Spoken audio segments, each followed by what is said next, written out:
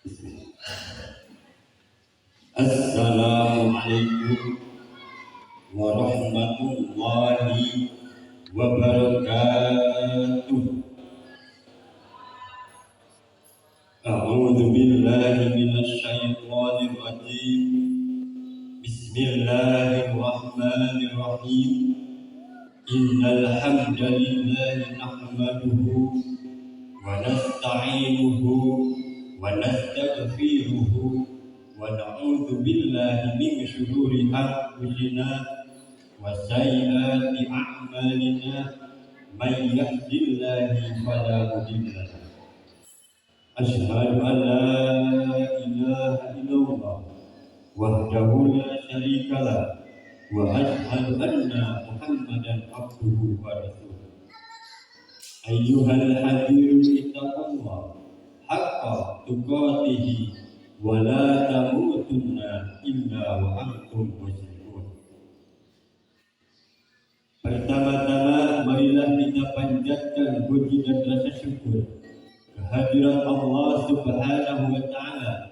Alhamdulillah, berkat rahmat qudratillah kita semua bisa berkumpul bersatu padu, berjumpa muka, bersilaturahmi dalam rangka memperingati HUT PGRI yang ke-78. Semoga dengan peringatan ini menjadikan hikmah turunnya rahmat dan maghfirah dari Allah Subhanahu wa taala. Amin amin ya rabbal alamin. Yang terhormat Bapak pengatur waktu pembawa acara yang mana telah memberikan kesempatan kepada kami beserta rombongan untuk tampil pada malam ini. Yang terhormat Bapak Ibu Dewan Juri yang saya hormati dan semoga oleh Allah dimuliakan. Yang terhormat Bapak Kepala Sekolah beserta para Dewan Guru yang hadir pada malam ini yang saya hormati dan semoga oleh Allah dimuliakan. Izinkanlah saya pada malam ini untuk menyampaikan sedikit tausiah tentang syukur nikmat. Ikhwanul muslimin rahimahullah.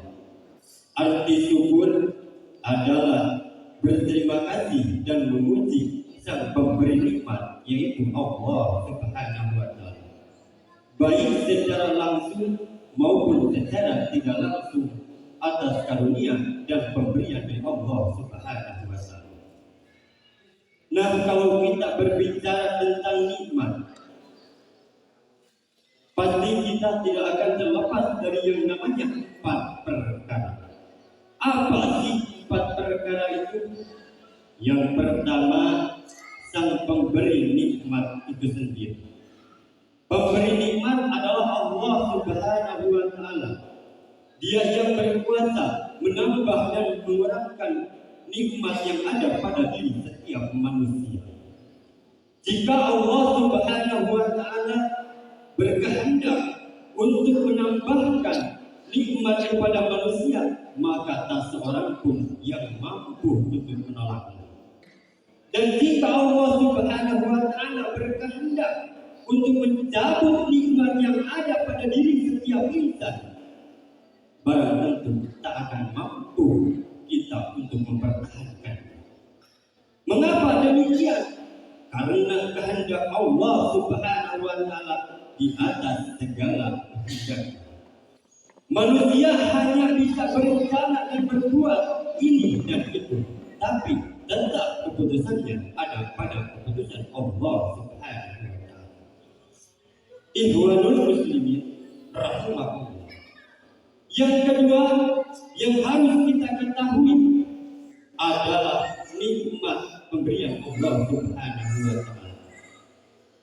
Berbagai macam nikmat yang diberikan Allah Subhanahu wa taala kepada kita, namun yang dapat diperhatikan oleh umat muslim yaitu adalah nikmat iman, nikmat Islam, dan nikmat kesehatan. Sehingga jika manusia mau menghitung nikmat Allah Subhanahu wa taala yang ada dan yang sampai sekarang ini, niscaya kita takkan mampu untuk menghitungnya. Walaupun manusia dibantu dengan alat komputer, dan teknologi canggih lainnya.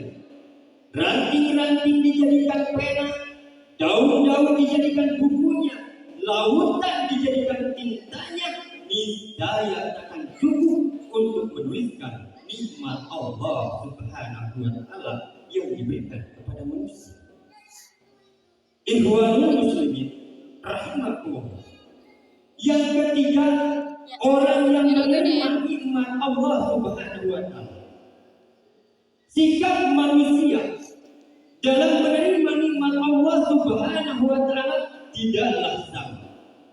Ada orang yang menerima nikmat Allah Subhanahu wa Ta'ala, ketika dia telah menerima nikmat Allah Subhanahu wa Ta'ala, dia lupa siapa yang memberi nikmat kepadanya.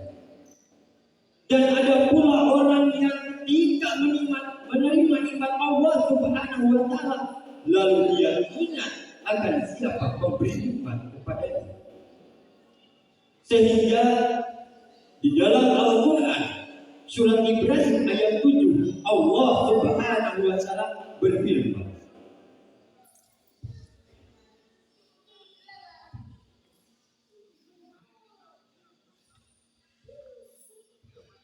A'udzu billahi minasy syaithanir rajim.